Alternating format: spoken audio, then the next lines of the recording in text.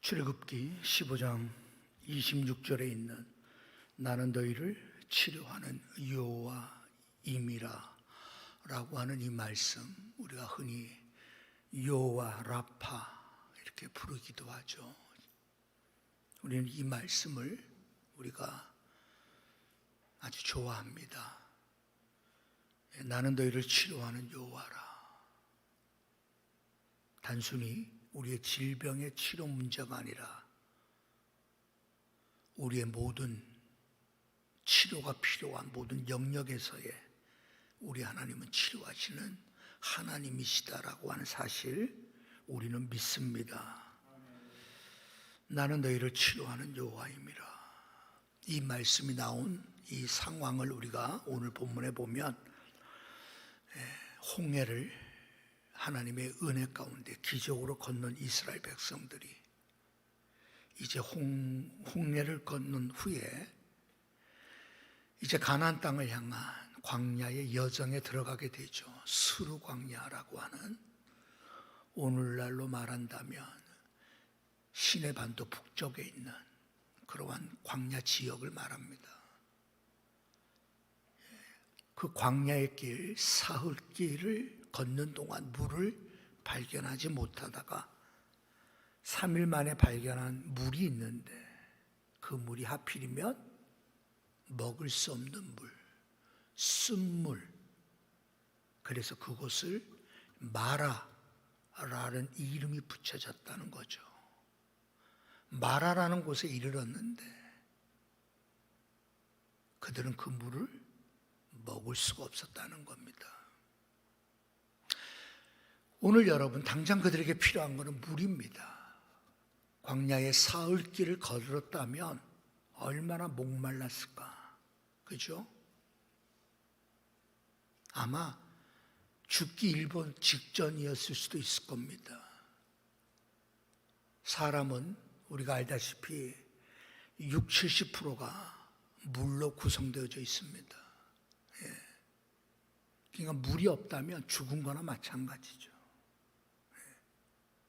물이 그만큼 귀한데, 이들이 마라라고 하는 지역에서 발견한 물은 물이지만 먹지 못하는 물, 쓸모없는 물이 된 거죠. 이와 같은 이 물, 쓸모없는 물, 이 물이 사람이 먹을 수 있는 물이 되게 하신다는 것은 하나님의 특별한 방법이 아니고서는 일어날 수 없는 일이죠. 하나님의 직접적인 개입이 없이는 상상할 수 없는 일입니다. 물이 변하여 포도주가 되게 하셨던 예수님의 첫 이적을 생각해 보세요. 물이 변하여 포도주가 되게 하신 것은 하나님의 기적의 역사가 아니면 일어날 수 없는 일이었죠. 완악한 바로의 마음을 움직이기 위하여 10가지 재앙을 내리게 할 때 나일강 그 물이 핏빛으로 변하게 하신 분도 하나님이시죠. 여러분, 요즘도 엘리사의 운물이라고 해서 유명한 그 팔레스타인 지역에 그 운물이 간혹 그 세계 여행 그런 데 나오더라고요. 그 여리고 지역에 있는 그곳에 그 물이 얼마나 콸콸 흐르고 사람들이 그 물을 얼마나 귀하게 여기는지. 여러분, 그 물이 바로 엘리사가 그 물을 아주 좋은 물로 만들었던 그 기적의 장소가 바로, 그래서 오늘날도 엘리사의 운물로 알려진 곳. 그러니까 물과 연관해서 놀라운 기적의 역사들이 성경에는 곳곳에 나오죠. 중요한 것은 쓸모없는 물, 먹지 못하는 물, 소용없는 물이 변하여 먹을 수 있는 물, 좋은 물, 단물이 되게 하시는 것은 하나님의 은혜로운 역사 아니면 일어날 수 없는 일이죠. 하나님께서 홍해를 가르셔서 이스라엘 백성들을 출애굽하게 하셨던 그 하나님은 전능 전지하신 분입니다. 하나님이 모르셔서 이스라엘 백성들을 이곳으로 이끌으셨을까요? 상상할 수 없죠. 여러분, 그 다음 절에 나오는 엘림이라는 곳에 도착했을 때 그 앞에 펼쳐진 놀라운 광경은 불과 10km 떨어진 곳에 있는 겁니다. 아주 가까운 곳에 기가 막힌 물이 있는 곳임에도 불구하고 하나님은 여러분 이스라엘 백성들을 마라라고 하는 곳으로 이끌어 가신 거죠. 그토록 애타게 찾던 그 물, 마라에서 발견한 그 물은 이제 우리는 살았다. 이제 우리는 됐다. 그런데 막상 그 물을 마시려고 하니까 마실 수가 없다는 거잖아요. 여기서 여러분 먼저 우리는 한 가지를 배울 수 있습니다. 우리들 인생 앞에 펼쳐진 물 가운데 기가 막히게 보이는 물들이 우리에게도 여러분 있습니다. 마치 마라의 물처럼. 진짜 그 물이 쓴물인지 단물인지는 몰랐어. 그 물을 쫓아서 왔지만 우리 인생 앞에도 여러분 물은 물이지만 먹을 수 없는 물, 우리 인생에도 있다 이 말입니다. 한 예를 들면 여러분, 홍수 때의 물을 생각해 보세요. 어마어마한 물이 여러분 쏟아져 나오지만 정작 그 안에는 마실 물이 없잖아요. 그렇죠 여러분? 아니 혼탁한 물로 여러분 가득 채워져 콸콸 흘러 넘치는 그 물이지만 정작 그 물은 마실 수 없는 물이에요. 그럼에도 불구하고 우리 인생은 얼마나 어리석은지 마실 수 없는 그 물을 찾아 그렇게 헤매는 거예요. 내 생명을 살리지 못하고 내 생명을 통하여 다른 사람의 생명을 살리지 못하게 만드는 정말 쓴물 같은 것을 쫓아 우리가 얼마나 많은 시간을 낭비하며 살았는지 모릅니다. 우리에게 필요한 것은 여러분 눈에 보여주는 홍수와 같이 밀려오는 쓴 물이 아니라 아주 조그맣고 자그마한 옹달샘에서 나오는 물처럼 보잘것없고 작지만 그러나 그 물을 마실 수 있는 물, 생명이 있는 물을 여러분 우리가 마셔야 되잖아요. 우리는 그것을 찾으려고 해야 되잖아요.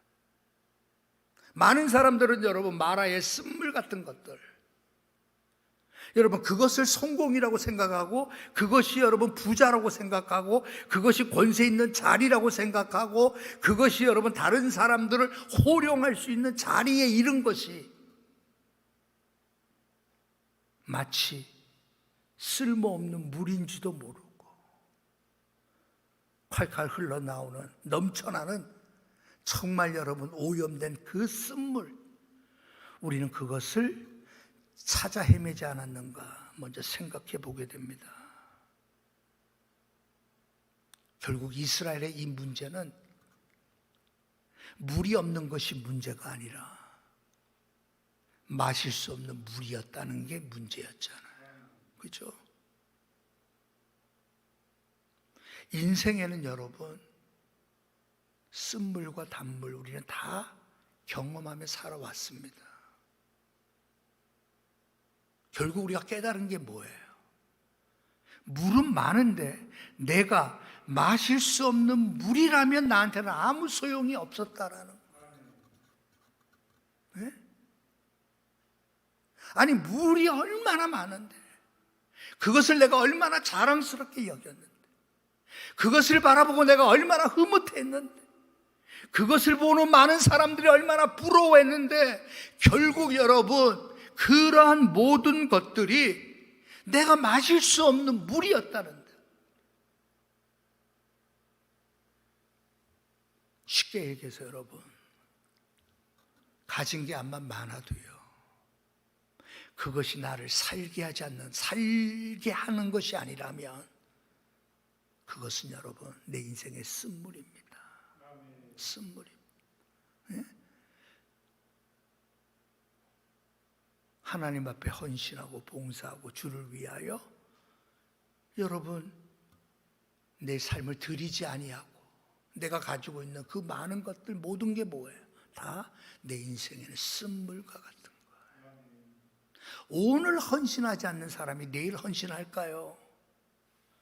지금 내가 가진 것 가운데 내게 나의 삶을 헌신하고자 하는 마음이 없이 나중에 헌신이 될까요? 안 되죠.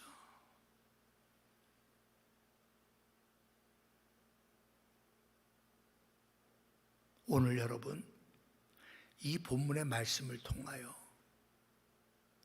하나님은 치료하시는 하나님이라고 할 때 이 치료하시는 하나님은 단순히 우리의 질병에 관한 문제가 아니라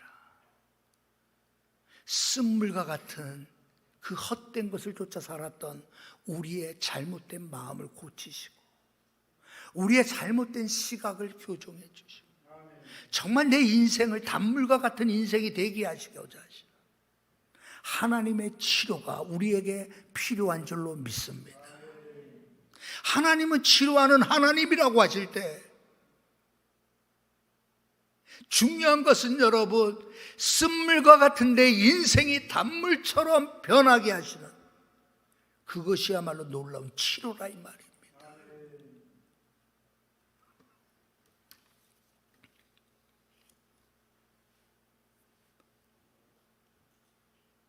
여러분들 혹시 그 의학 용어 가운데 마리 앙뚜아네트 신드롬이라고 하는 그런 말이 있대요. 마리 앙뚜아네트. 여러분 프랑스 혁명이 일어날 때 그때 여러분 왕비였던 여인의 이름입니다. 우리가 여러 번 들어보셨을 거예요. 마리 앙뚜아네트라고 하는 이 왕비가 혁명으로 말미암아 결국 사형 언도를 받게 되죠. 사형 언도를 받고 그 두려움과 공포와 말할 수 없는 스트레스로 인해서 하룻밤새 머리가 하얗게 쉬어버려요.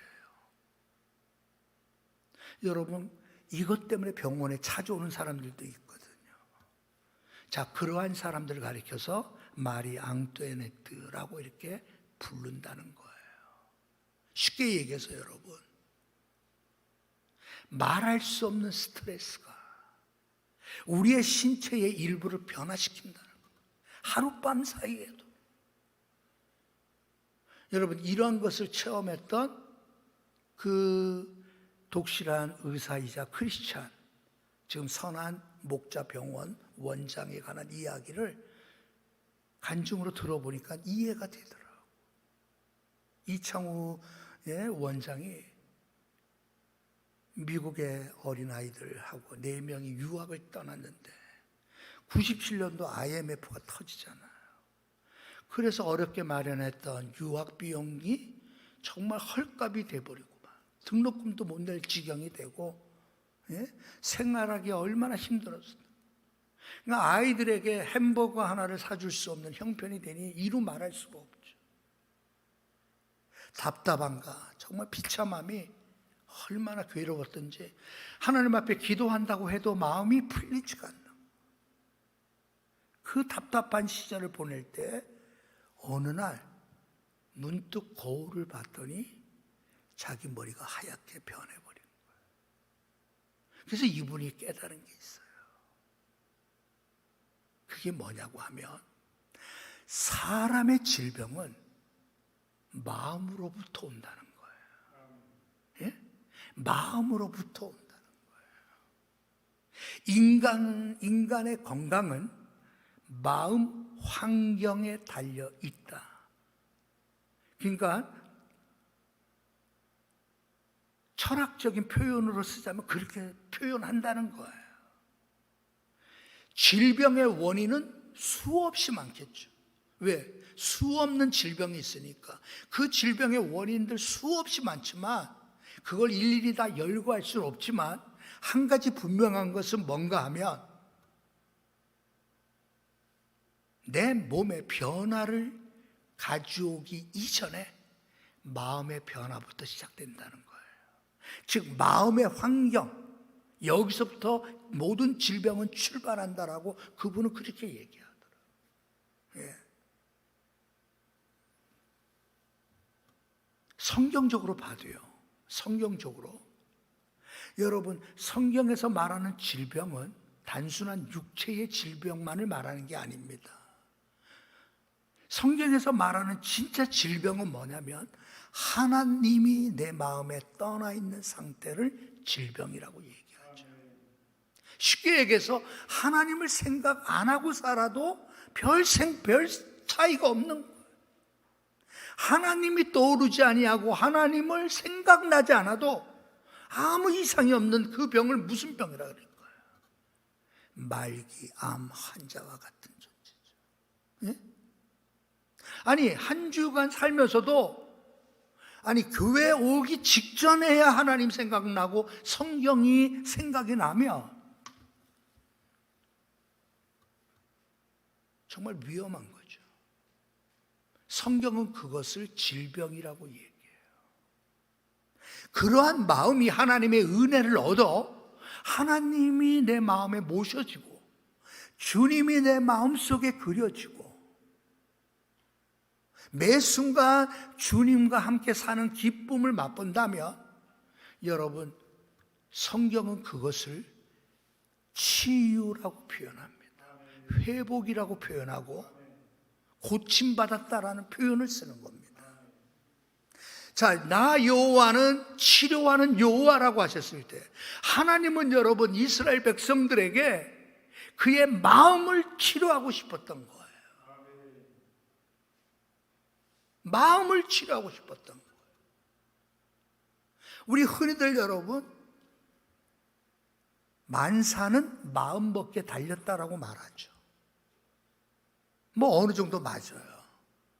만사는 마음 먹기에 달렸다라고 할 때 내가 선택할 수 있는 건 뭐예요? 어떤 마음을 먹느냐 하는 거죠. 자, 오늘 본문에 있는 마라의 쓴물을 경험하고 난 이스라엘 백성들은 당장 불평과 불만이 나오죠.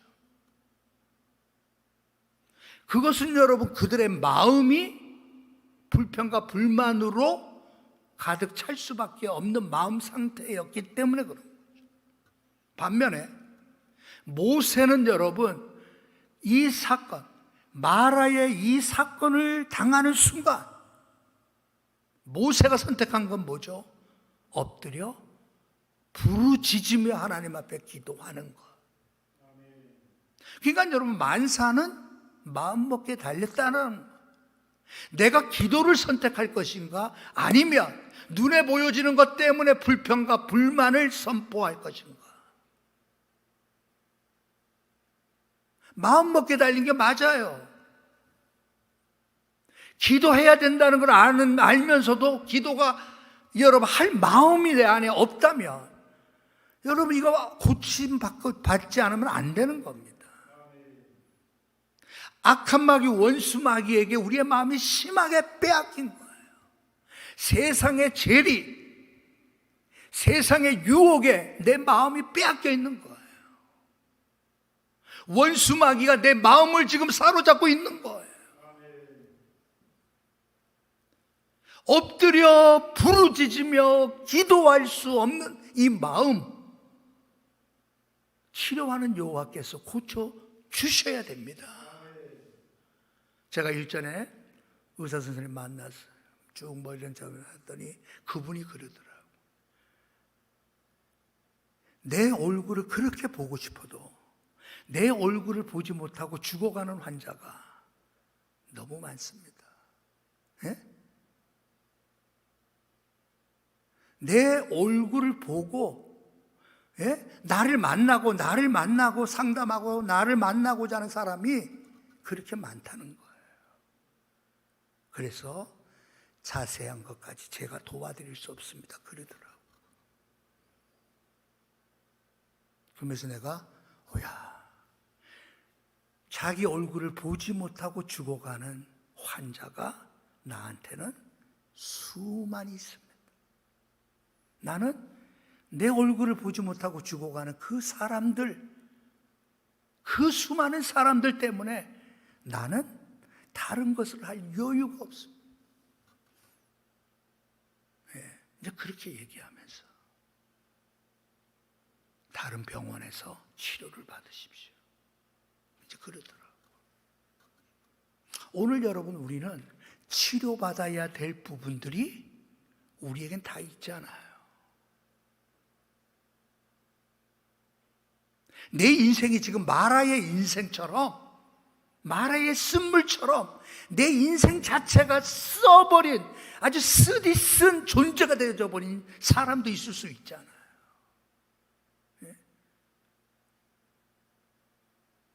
아니, 물은 물이라서 저 물 마시면 시원하고 갈증이 해결될 것 같아서 물을 퍼서 마셔봤지만, 아니 여러분, 마실 수 없는 물 있을 수 있잖아요. 아무런 여러분 다른 사람들에게 생명을 나누어주고 생기를 다시금 북돋아주고 다시금 솟게 해주는 그러한 정말 단물과 같은 인생이 우리 안에 이렇지 않다면 우리는 쓴물과 같은 인생이잖아요. 아니, 수채 마시지는 않았으면 덜 할 거 아니야. 처음부터 저 물은 쓴물이야. 근처에도 가지 마. 아무 소용없어. 오히려 실망할걸. 아마 여러분 경고문이 일찍 있었다면 마시려고 하지도 않았겠죠. 그런 물인 줄 어떻게 알았겠어요. 그러니 너도 나도 가서 여러분 그 물을 마셔봤지만 결국은 인상만 써지게 만드는 불이었단 말이에요. 자, 저는 이 부분에 있어서 우리가 기억해야 될 게 있습니다. 누가 여러분 내 인생이 쓴물과 같은 인생이 되길 원하는 사람이 누가 있겠어요? 예? 누가 내 인생이 쓴물과 같은 인생이 될 줄이야 누가 알았겠어? 그러나 물과 성령으로 거듭난 자라 할지라도, 예? 물과 성령으로 거듭난 자라 할지라도 우리는 쓴물과 같은 인생이 되기가 쉽다는 거예요. 쉽다는 거예요. 뭐가 없으면 부르짖어 기도하는 마음이 내게 없으면 여러분 그렇게 됩니다. 제가 며칠 전에 조문을 갔는데 이제 원체 이제 한국 교회에 큰 영향을 미치는 그러한 목사님, 어머니가 돌아가셨으니까 뭐 어마어마한 사람들이 왔다가 가죠. 이제 그 중에 유대인이야. 보니까 머리에 유대인들만이 쓰는 모자가 있거든요. 키파라고 하는 건데 아주 양 막 손바닥 정도 될 거예요. 꼭 호떡 머리에 얹어놓은 것 같이. 이제 그 유대인들은 그걸 쓰거든요. 그걸 쓴 사람이 있는 거예요. 그래서 이제 상주가 우리한테 인사를 시키는 겁니다. 이분은 이스라엘 대사입니다. 이스라엘 대사. 그러면서 와서 인사를 하고 이제 서로 이야기를 하는 거예요. 그래서 나는 처음에 랍비인가 그렇게 생겼어. 랍비들은 항상 쓰니까. 근데 경건한 유대인들이라면 나는 하나님을 존중합니다. 나는 하나님을 경외하는 사람입니다. 그래서 나의 머리를 하나님 앞에서 가리겠습니다. 겸손을 나타낼 때 쓰는 거거든요. 그러니까 그게 유대인의 상징이에요. 경건한 유대인들의 상징. 그들은 45cm, 정확하게 말하면 1규빗을 벗어나지 않는 범위 안에. 그러니까 여러분 45cm 움직이는 범위 안에서만 그 모자를 안 쓰고 움직일 수 있는 거예요. 여기 요만큼도 못 가요. 그때마다 그들은 머리자를 항상 씁니다. 왜? 하나님이 내 머리 위에 계심으로 나는 머리를 가리지 않고서는 조금이라도 움직이지 않겠다라는 표시거든요. 이게 항상 그 모자를 쓰고 다녀요. 그러니까 역사적으로 보면 여러분, 이 모자를 썼다는 이유 때문에 핍박 엄청 당했어요. 죽임 엄청 당했어요. 그럼에도 불구하고 그들은 그 모자를 써요. 대단하죠? 왜? 나는 하나님 앞에 있습니다. 하나님은 내 머리 위에 계신 분입니다. 내가 감히 어찌 머리를 들 수가 있겠습니까? 그래서 머리를 가리는 거예요. 이게 멋져 보이죠? 의미를 알면 얼마나 멋져요. 우리는 여러분 그러한 모자를 안 쓴다 할지라도 나는 하나님은 제 머리 위에 계시고 나는 내 머리를 하나님 앞에 드러낼 수가 없습니다. 나는 너무 비참한 존재고 더러운 존재. 나는 너무나 죄를 지은 존재입니다라고 우리 겸손해질 수밖에 없잖아요. 여러분 그 마음이 어떤 마음이에요? 그 마음이 단물과 같은 마음이란 말이에요. 하나님은 여러분 우리의 마음을 그런 마음이 되기를 원하고 계시는 거예요. 쓴물의 특징은 뭐예요, 여러분? 쓴물의 특징은 자기 중심적이라는 거예요. 내 머리 위에 아무도 없는 거예요. 자기가 최고예요. 내 생각이 최고고 내 뜻이 최고고 내가 최고라고 생각하는 거예요. 그게 쓴 인생입니다. 오늘 이스라엘 백성들은 마실 물이 없는 이 상황 가운데 그들이 선택한 것은 불평과 불만이었어요. 그러나 모세가 선택한 것은 엎드려 부르짖으며 기도하는 거였어요. 여기에서 모든 문제는 풀리는 겁니다. 만나고 싶지 않은 그 마라의 쓴물과 같은 인생, 내 삶 속에 마라의 쓴물 같은 일이 일어나지 않기를 원하지만 마라의 쓴물이 없는 인생에 누가 있겠습니까? 없어요. 예. 그러나 하나님 앞에 엎드려 기도할 때 마라의 쓴물과 같은 엄청난 일이 내 앞에 놓였다 할지라도 단물로 바꿔버리시는 하나님의 기적의 역사는 나타나는 줄로 믿습니다. 기도하는 자에게. 그러므로 여러분 기도하려고 자꾸만 의도적으로 노력을 해야 돼요. 아유 코로나 좋다, 새벽 예배 안 가도 좋고. 우리는 없잖아요. 새벽 예배 나와야죠. 여러분 의지적으로 기도하려고 해야 돼요. 부르짖으며 기도하려고 해야 돼요. 우리가 옛날에 여러분 그런 말 많이 들었어요. 1시간 기도하면 내가 변한다고. 하나님 나를 변화시켜 주세요. 1시간 기도하면, 2시간 기도하면 이웃도 변하는 거예요. 원수도 변한다. 그래서 여러분 하루 2시간 기도하면 나만 변하는 것이 아니라 이웃도 변한다고 해서 우리가 2시간 기도 막 얘기했어요. 3시간 기도하면 마귀가 떠나간다라고 여러분 우리는 그렇게 배우면서 기도했었어요. 그래서 한국교회의 특징은 뭐예요? 기도 참 많이 했던.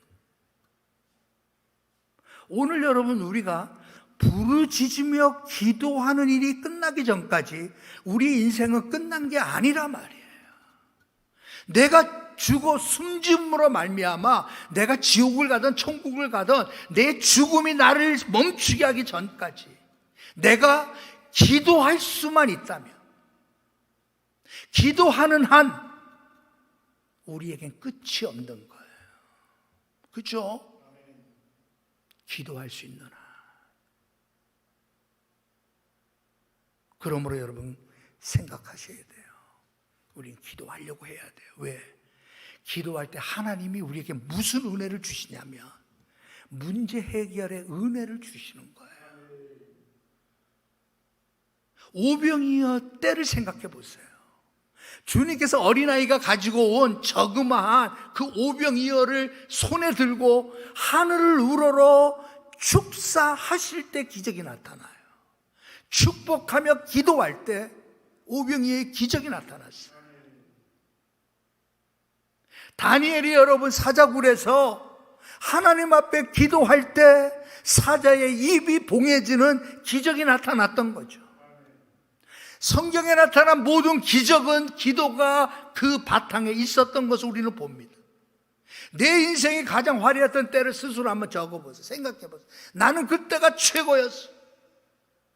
우리 동기 목사님들이 책 한 권을 지금 발간하기 위해서 인생에 있어서 목회를 하면서 가장 좋았던 때 나는 하나의 설교문을 좀 적어달라. 지금 생각하는 내 인생에 가장 행복했던 때 꼽으라고 하면 내가 기도할 수 있었던 때, 정말 기도하는 게 그렇게 재미있을 수가 없었고, 기도하는 것이 그렇게 기쁠 수가 없었고, 기도하는 것이 그냥 날아갈 듯했던 그때가 내 인생에 가장 행복했던 시절. 그렇잖아요, 여러분. 우리 그리스도인들에게 있어서 가장 여러분 행복했던 때가 어느 때예요? 기도할 때였어요. 그때는 정말 좋았지. 우리 다 그런 생각하잖아요. 해보잖아요.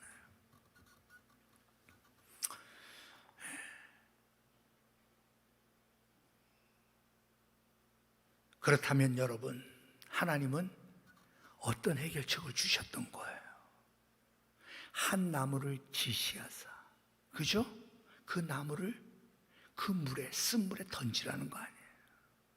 모세가 엎드려 부르짖을 때 하나님이 주신 해결의 방법은 하나님께서 그에게 영감을 통하여 한 나무를 지시하시고 그 나무를 던지라는 거예요. 여러분, 이것은 인간의 이성과 상식으로 이해할 수 없어요. 아니, 웬일이야? 근데 여러분 어떻게 됐죠? 신기하게도 쓴물이 단물로 변하는 거예요. 여러분, 나무 자체에 무슨 효능이 있었을까요? 아니죠. 그죠? 나무 자체에 효능이 있는 게 아니라 하나님께서 그 방식으로 쓴물을 달게 하시겠다라는 거예요. 여러분, 기도하는 인생에게 주시는 하나님의 해결책은 뭐예요? 하나님이 문제를 내가 직접 해결하겠다는 거예요. 그래서 모세는 여러분 원망하고 불평하는 이스라엘 백성들을 설득하려고 하지 않았어요. 그들의 마음에 환심을 사기 위해서 좀 더 우리 참아보자, 하나님이 해주실 거라고 여러분 그냥 빈말하지 않았어요. 그들이 불평하고 원망하고 온통 여러분 소란스러운 가운데서 모세가 선택했던 것은 하나님 앞에 나가 바짝 엎드려 부르짖는 거였어요. 오늘도 여러분 우리의 인생이 기도하는 인생이 될 때 하나님은 우리에게 해결의 사인을 주실 겁니다. 성령의 감동으로 우리를 여러분 움직이게 할 거예요. 때로는 순종하게 하고 헌신하게 만들고 결단하게 만들고, 죽으면 죽으리라 에스더와 같은 마음을 우리에게 주시기도 하시고요. 하나님은 어떻게 우리의 마음을 주장할지 몰라요. 그러나 그 모든 것을 통하여 한 가지 분명한 사실은 내 인생이 단물과 같은 인생이 되었다라는 거예요. 요즘 우리가 새벽 예배 때 스데반에 관하여 우리가 기도하고 있어요. 사도행전에 나타나는 스데반의 모습을 보며 그는 여러분 공회원들 앞에 섰어요. 하나님을 모독하고 신성을 모독했다는 제목으로 잘못하면 죽을 수 있는 위기에 놓여 있었어요. 그러나 스데반이 재판받는 그 스데반을 향하여 공회원 사람들이 주목하여 라는 표현이 나와요.